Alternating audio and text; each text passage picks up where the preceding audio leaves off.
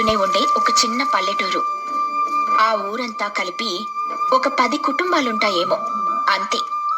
అలానే ఆ ఊరిలో చిన్నపిల్లలు ఎక్కువ కాబట్టి ఊరంతా ఎప్పుడూ సందడి సందడిగా ఉంటుంది.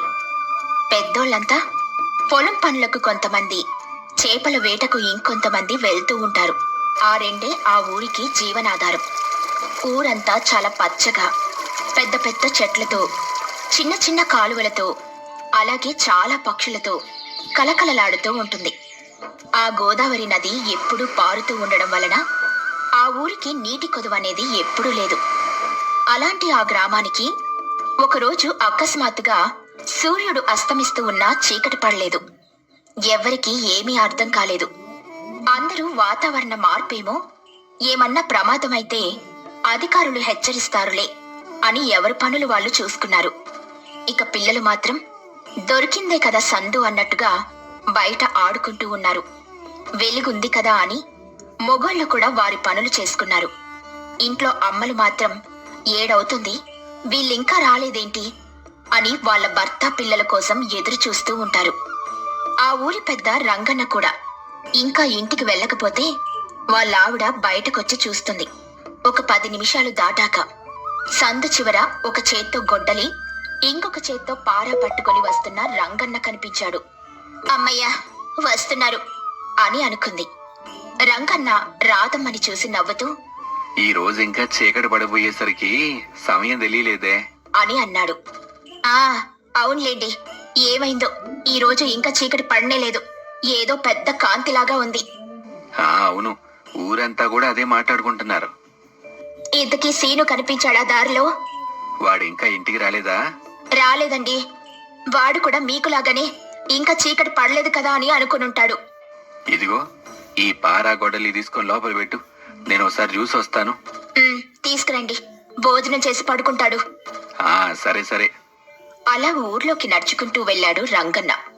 అక్కడ పెద్ద ఖాళీ స్థలంలో పిల్లలందరూ ఆడుకుంటూ కనిపించారు. ఒరేయ్ సీను! పిల్లలందరూ ఒక్కసారిగా ఆడుకోవడం ఆపి రంగన్న వైపుకి తిరిగారు.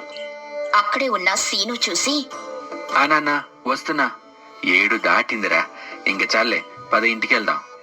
అప్పుడు 7 అయిపోయిందా? మరి ఇంకా వెళ్తురుందేంటి నాన్న? అదే తెలియట్లేదు, ఈ మధ్య వాతావరణంలో మార్పులు ఎక్కువయ్యాయిగా, ఇది కూడా అలాంటిది అయి ఉంటుందిలే. కానీ ఇంకా ఆకలిగా లేదు నాన్న, ఇంకొంచెం సేపు ఆడుకుని వస్తాను. మీ అమ్మ నిన్ను తీసుకురమ్మని పంపింది, మరి చూసుకో. అమ్మో, సర్లే వెళ్ళిపోదాం, ఇక్కడికి వస్తే మళ్ళీ నన్ను కొడుతుంది. పద మరి. అలా మిగతా పిల్లల వంక కూడా చూస్తూ, ఇళ్ళకి తొందరగా వెళ్ళండ్రా, సమయం 7 దాటింది, మళ్ళీ మీ ఇంట్లో వాళ్ళు ఇంకా రాలేదని కంగారు పడతా ఉంటారు. అలా పిల్లలందరూ ఒకేసారి ఓ సరే పెదనాన్న అని అన్నారు. ఊర్లో పిల్లలంతా రంగన్నని పెద్దనాన్న అని అంటారు.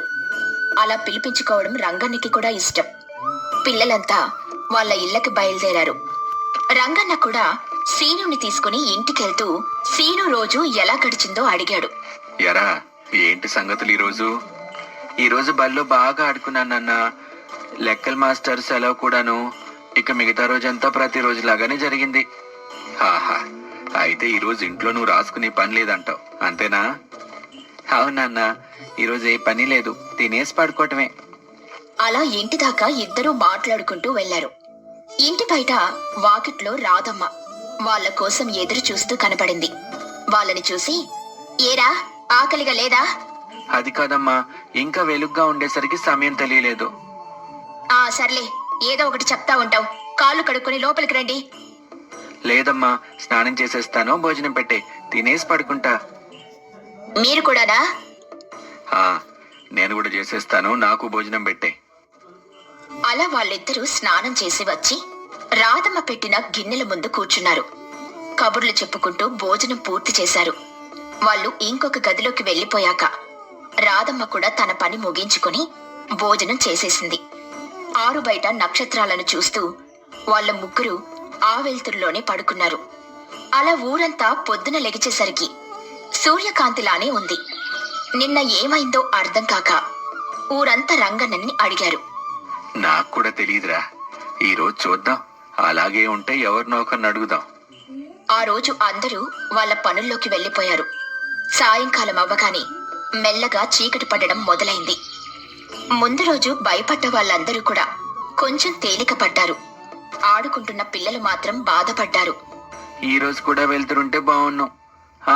అవునరా, నిన్నట్లా ఈ రోజు కూడా ఎక్కువసేపు వెలుగ్గా ఉండుంటే మనం ఇంకా ఎక్కువసేపు ఆడుకునే వాళ్ళం.